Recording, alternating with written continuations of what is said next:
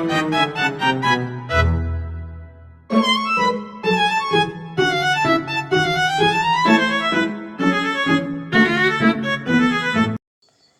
everyone. So today I'm going to talk about that one tech moment that really frustrated me.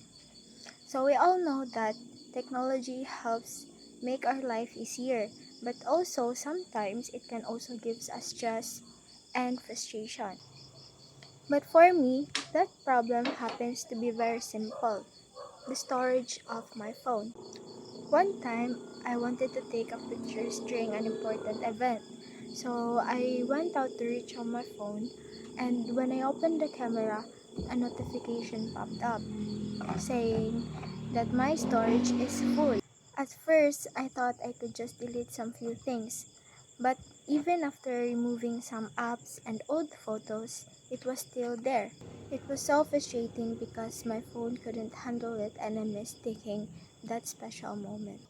Another time, when I tried downloading an app na gamit kayo namin sa school, so since ako ang phone kay di na makaya sa akong storage, dili na ko siya ma-download and I felt really helpless because need kay ito na mo and dili ko kagamit.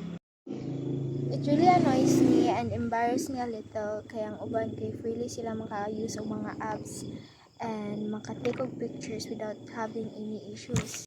So it made me realize how much we rely on our gadgets and how even small things like kanang storage sa tong phone can affect our experience and our mood.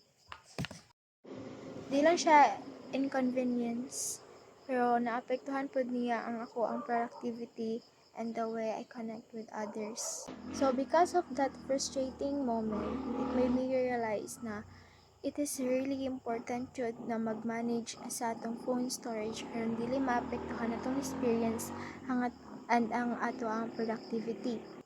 Now, I regularly back up my files sa cloud storage and delete some unnecessary photos and files or apps aron ma-work smoothly ang phone and dili mapuno akong storage. So that tech frustrating moment of my life taught me to be more responsible and prepared in the future when using a technology.